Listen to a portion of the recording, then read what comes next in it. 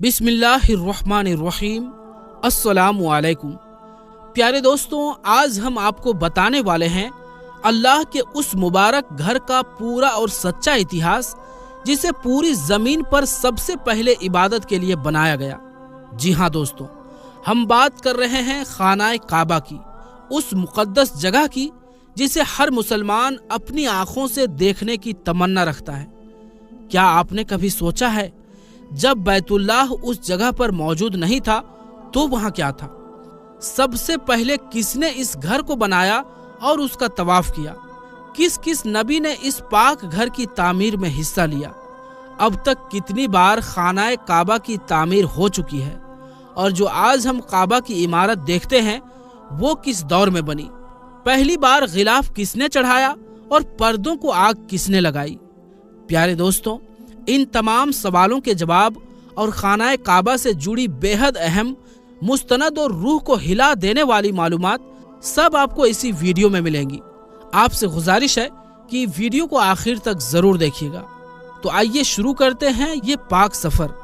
سب سے پہلے کعبہ کی تعمیر کی سعادت اللہ نے اپنے نیک بندوں فرشتوں کو عطا فرمائی تھی۔ ایک مرتبہ امام زین العابدین رحمۃ اللہ علیہ سے ایک شخص نے سوال کیا، یہ کعبہ کیا ہے اور اس کے طواف کا حکم کیوں ہے؟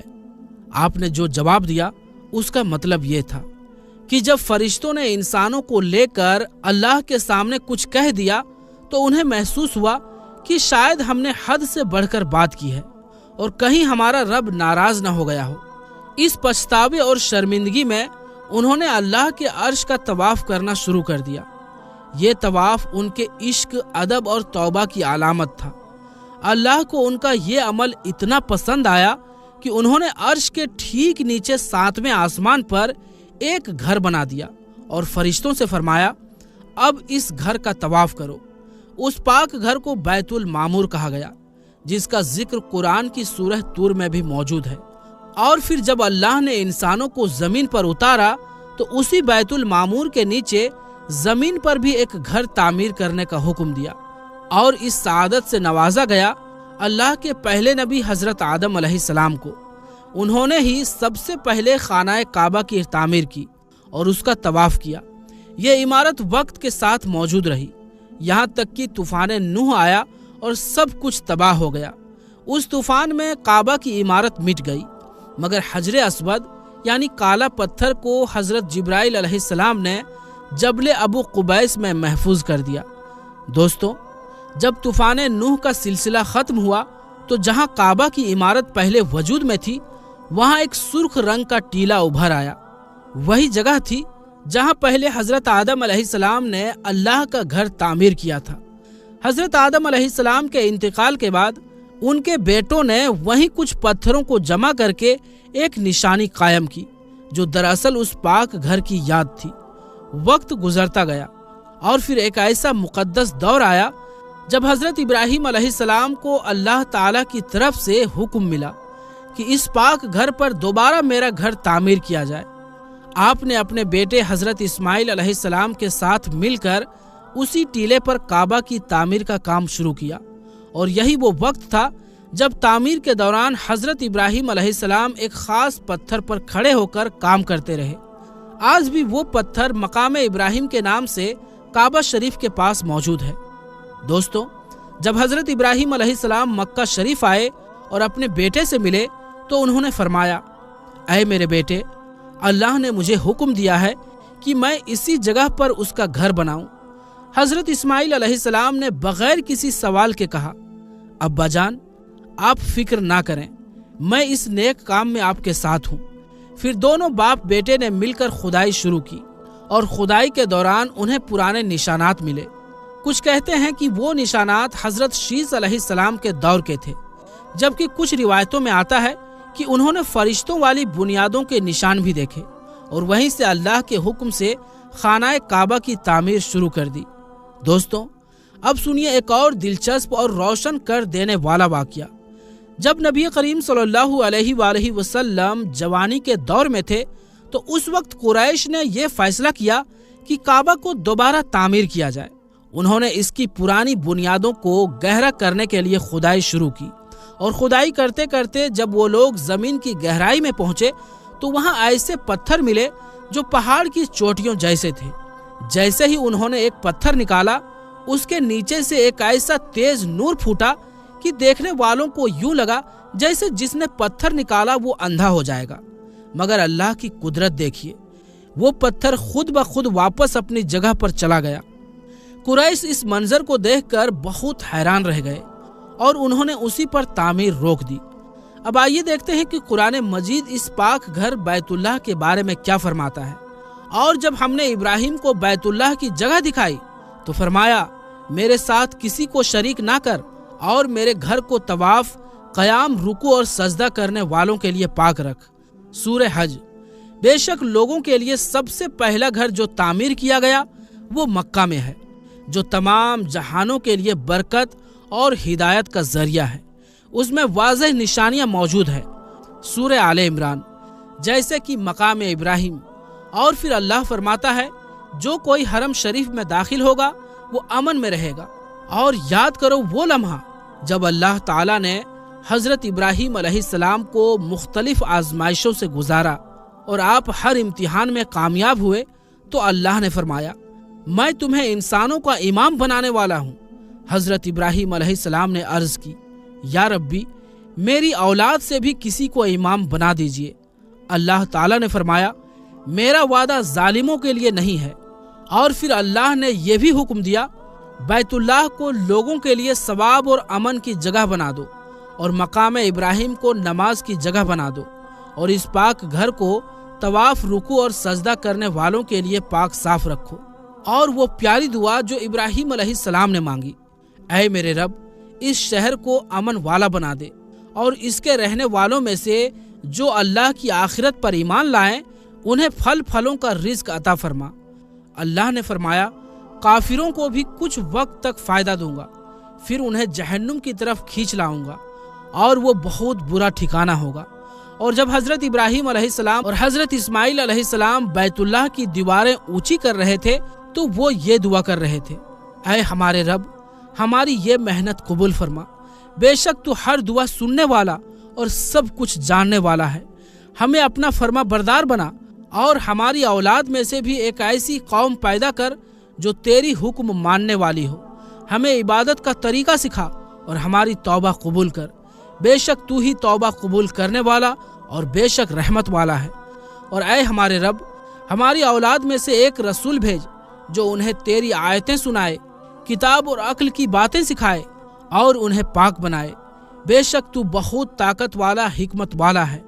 کعبہ کی تعمیر کے دوران ایک خاص واقعہ یہ ہوا، جب تعمیر اس مقام تک پہنچی جہاں آج حجر اسود لگا ہے تو اللہ تعالیٰ نے جنت سے ایک پتھر بھیجا۔ حدیث میں آتا ہے کہ یہ پتھر پہلے بالکل سفید تھا، لیکن لوگوں کے گناہوں کی وجہ سے یہ دھیرے دھیرے کالا ہو گیا۔ جب کعبہ کی دیواریں انسانی قد تک پہنچی تو حضرت اسماعیل علیہ السلام ایک پتھر لائے جس پر کھڑے ہو کر حضرت ابراہیم علیہ السلام دیواریں بناتے رہے۔ وہ ننگے پاؤں تھے اور اسی دوران وہ پتھر اتنا نرم ہو گیا کہ ان کے قدموں کے نشان اس میں رہ گئے۔ آج بھی یہ پتھر مقام ابراہیم کے نام سے کعبہ کے پاس موجود ہے۔ جب حضرت ابراہیم علیہ السلام اور حضرت اسماعیل علیہ السلام کے ہاتھوں کعبہ کی تعمیر مکمل ہو گئی تو کچھ عرصے بعد ایک پہاڑی نالے کے تیز پانی سے یہ عمارت گر گئی۔ پھر قبیلہ جرہم نے کعبہ کو دوبارہ اسی جگہ بنایا، لیکن وقت کے ساتھ ان کی بنائی عمارت بھی گر گئی۔ اس کے بعد عمالقہ کی ایک شاخ حمیر نے کعبہ کو پھر سے تعمیر کیا۔ پھر قصی بن کلاب نامی ایک بزرگ نے کعبہ کی تعمیر کی اور پہلی بار اس پر کالے رنگ کا کپڑا یعنی غلاف چڑھایا۔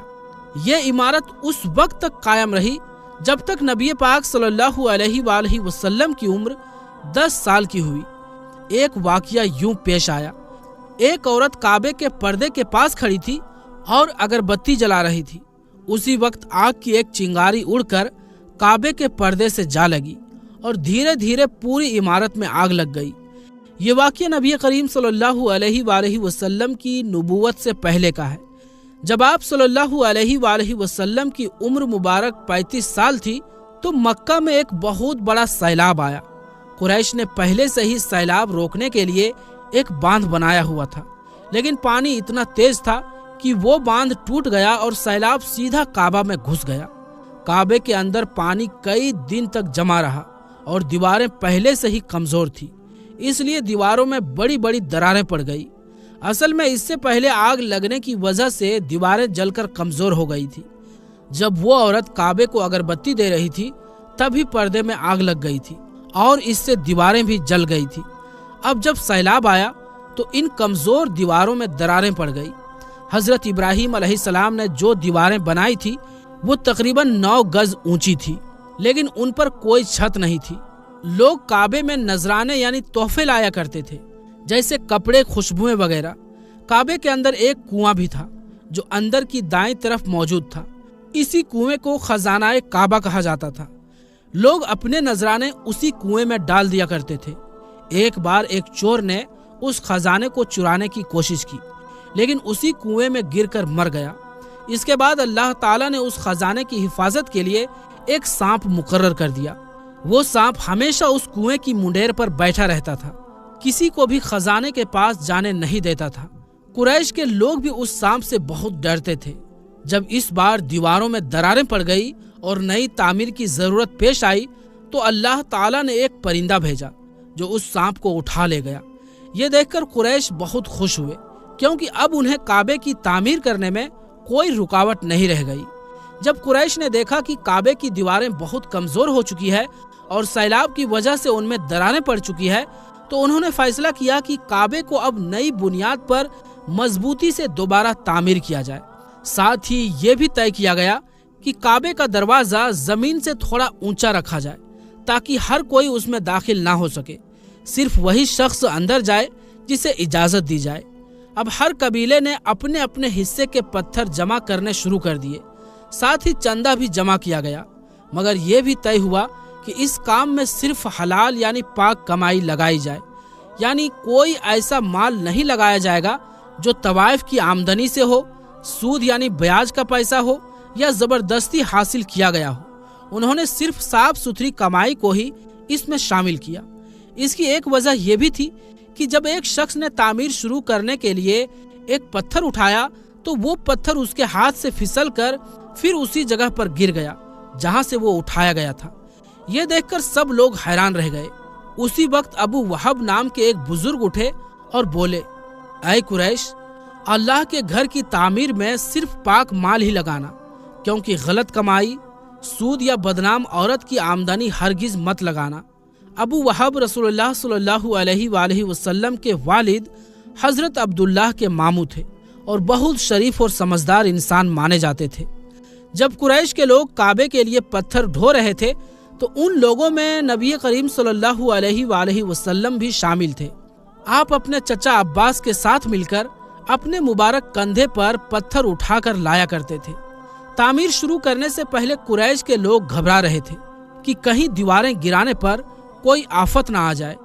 तो उनके एक बुजुर्ग सरदार वलीद बिन मुगीरा ने कहा, हम ये दीवारें इसलिए गिरा रहे हैं ताकि अल्लाह के घर की मरम्मत हो सके। हम इसे नुकसान नहीं पहुंचा रहे और अल्लाह नेक काम करने वालों को हरगिज जाया नहीं करता। फिर वलीद बिन मुगीरा ने सबसे पहले खुद आगे बढ़कर दीवार का एक हिस्सा गिराया। उस रात सब ने देखा कि कहीं कोई मुसीबत तो नहीं आती।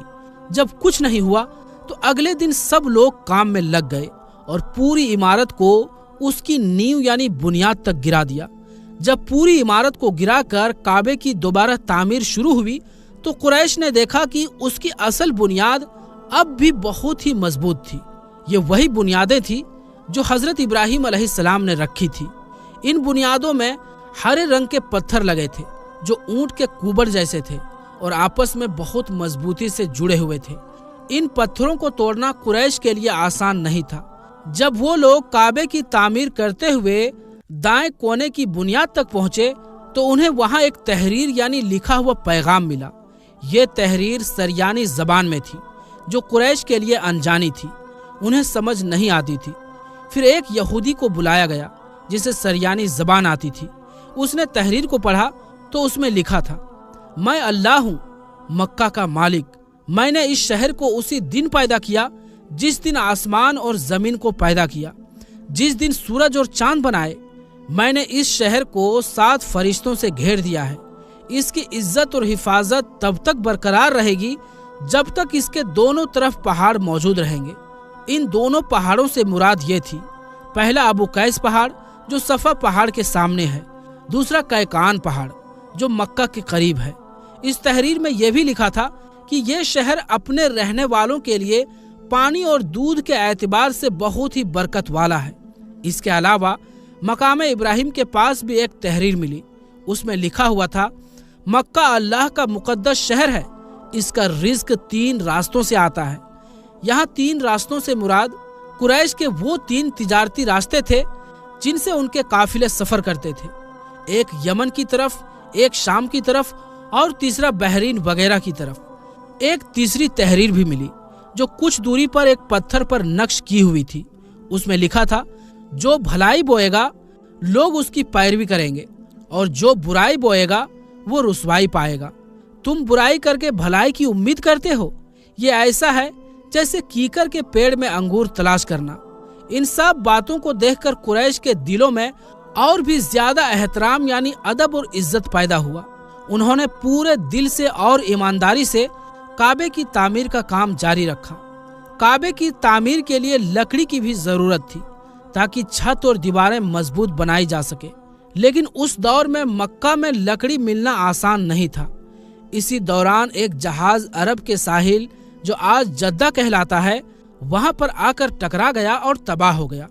उस जहाज में रूम के बादशाह के लिए लकड़ी, संगे मरमर और लोहे का सामान लाया जा रहा था। यह जहाज एक रूमी ताजिर का था। जब कुरैश को इस जहाज के टूटने की खबर मिली तो वो लोग साहिल पर पहुंचे और जहाज के मालिकों से बातचीत करके लकड़ी खरीद ली। फिर उसी लकड़ी को इस्तेमाल करके काबे की छत तैयार की गई।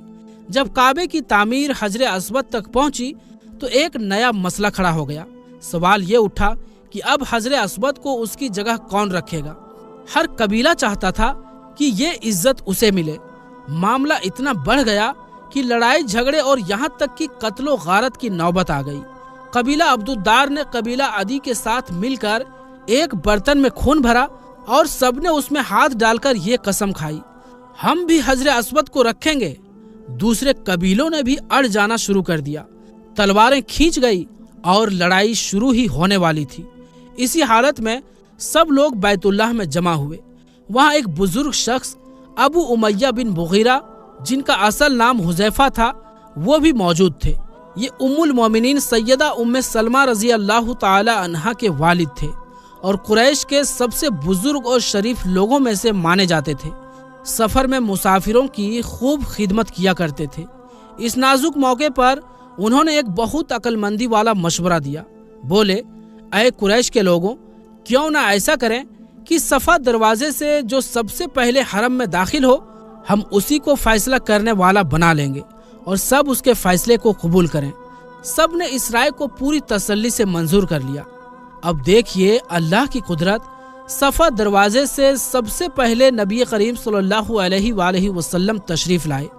जैसे ही कुरैश के लोग आपको देखे, खुशी से जोर से बोले, ये तो अमीन हैं, ये तो मोहम्मद हैं, हम इनके फैसले से रजा मानेंगे। क्योंकि उस दौर में भी आप सल्लल्लाहु अलैहि वसल्लम ही थे जो ना किसी की नाजायज मदद करते थे और ना बेवजह किसी से उलझते थे।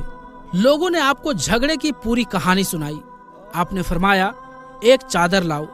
लोगों ने चादर लाकर दी। आपने खुद हजरे अस्वद को उठाया और चादर के बीच में रख दिया। फिर फरमाया, हर कबीले का एक आदमी चादर का एक कोना पकड़ ले, सब मिलकर इसे उठाओ। सब ने मिलकर चादर उठाई और हजरे अस्वद को उसकी जगह तक ले आए। फिर नबी करीम सल्लल्लाहु अलैहि वसल्लम ने अपने पाक हाथों से हजरे अस्वद को उसकी सही जगह पर रख दिया। इसी दौरान एक शख्स आगे बढ़ा और जोर से बोला, ये क्या बात हुई? तुम लोगों ने एक कम उम्र के नौजवान को फैसला देने वाला बना दिया, ये तो सबको बांट देगा। उसकी ये बात सुनकर माहौल फिर से बिगड़ने लगा, लेकिन फिर सबको समझ में आ गया कि नबी करीम सल्लल्लाहु अलैहि वसल्लम ने जो किया वो झगड़ा कराने के लिए नहीं बल्कि झगड़ा खत्म करने के लिए था।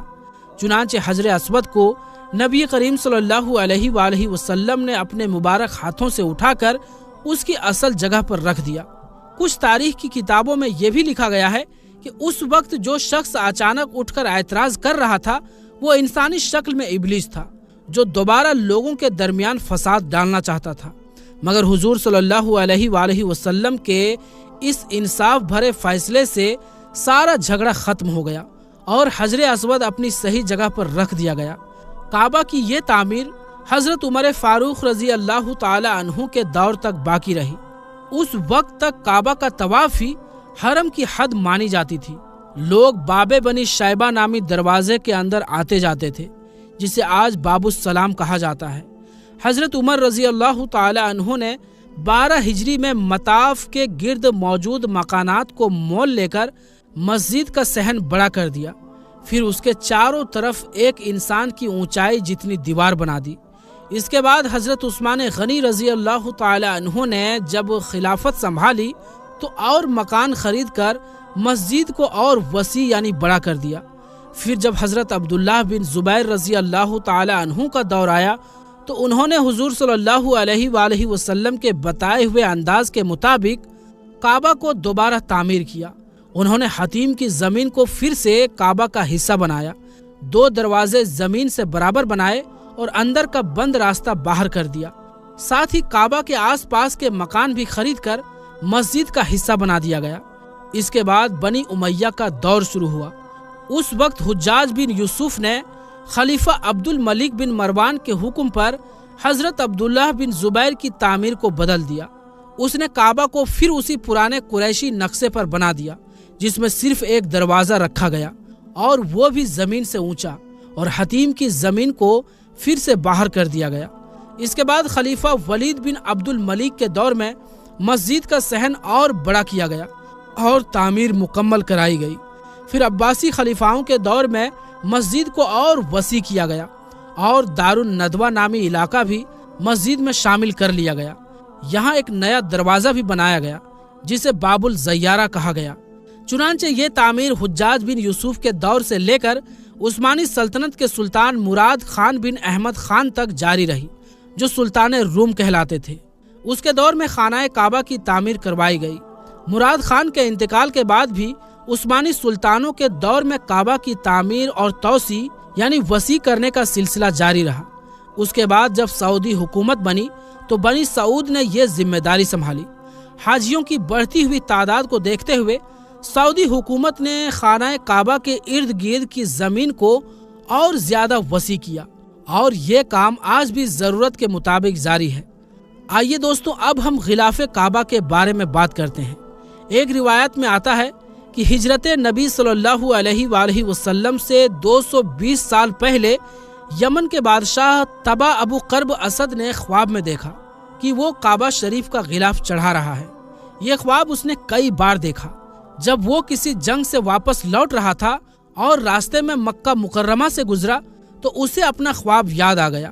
چنانچہ اس نے یمن سے قیمتی کپڑے کا غلاف تیار کروایا اور اسے خانہ کعبہ پر چڑھایا۔ اسی بادشاہ اسد نے پہلی بار کعبہ کے دروازے کے لیے تالا اور چابی بھی بنوائے۔ اس کے بعد یمن کے ہر بادشاہ کو یہ فضیلت حاصل رہی کہ وہ کعبہ شریف کے لیے غلاف تیار کرواتا رہا۔ مورخین یعنی اتہاس کاروں کی نظر میں یہ واقعہ اس لیے زیادہ صحیح مانا جاتا ہے کیونکہ ایک بار کچھ لوگ بادشاہ اسد کو برا بھلا کہہ رہے تھے تو حضور صلی اللہ علیہ وآلہ وسلم نے ارشاد فرمایا، اسد حمیر کو برا مت کہو کیونکہ اس نے کعبہ پر غلاف چڑھایا تھا۔ اس وقت جو غلاف چڑھایا گیا تھا وہ سرخ یعنی لال رنگ کا دھاری دار یمنی کپڑے سے تیار کیا گیا تھا۔ اس کے بعد قریش مکہ والے ہر سال 10 محرم کو کعبہ کا غلاف بدلتے تھے۔ اس دور میں 10 محرم کے دن لوگ کعبہ کے احترام کی وجہ سے روزہ بھی رکھتے تھے۔ سن 1346 ہجری میں سعودی عرب کے بانی شاہ عبد العزیز آل سعود نے غلاف کعبہ کے لیے ایک الگ ادارہ یعنی سنستھا قائم کیا۔ اس ادارے کی ذمہ داری پلی بن سلیمان کو سونپی گئی۔ ان کے دور میں سال میں 3 بار غلاف کعبہ بدلا جانے لگا۔ خانہ کعبہ کا جو باہری غلاف ہوتا ہے اسے قصبہ کہا جاتا ہے۔ یہ غلاف ہر سال 9 ذی الحجہ کو بدلا جاتا ہے۔ कस्बा रेशम, कॉटन और सोने चांदी के तारों से तैयार किया जाता है। इसकी ऊंचाई 14 मीटर होती है। इसके ऊपरी 1/3 हिस्से में एक बेल्ट मौजूद होती है जिसकी चौड़ाई 95 सेंटीमीटर और लंबाई 47 मीटर होती है। इस बेल्ट के नीचे कुरानी आयात लिखी जाती है जिन्हें अलग अलग फ्रेम में बड़े खूबसूरत अंदाज में तहरीर किया जाता है। बेल्ट के दरमियान कंदील यानी चिराग की शक्ल में ये लिखा होता है, या हय्यू या कय्यूम या रहमान या रहीम अल्हम्दुलिल्लाहि रब्बिल आलमीन। इस पूरी बेल्ट पर बहुत ही जाहिर अंदाज में कढ़ाई की जाती है जिसमें चांदी के तार इस्तेमाल होते हैं और उस पर सोने का पानी चढ़ाया जाता है। ये बेल्ट पूरा खाना काबा घेरती है। कस्बा में काबा के दरवाजे का पर्दा भी शामिल होता है। ये पर्दा रेशम से तैयार किया जाता है जिसकी ऊंचाई 6.5 मीटर और चौड़ाई 3.5 मीटर होती है। इस पर कुरानी आयात और इस्लामी नक्शो निगार यानी डिजाइन बनाए जाते हैं। खानाए काबा का कस्बा 5 हिस्सों पर मुश्तमिल होता है।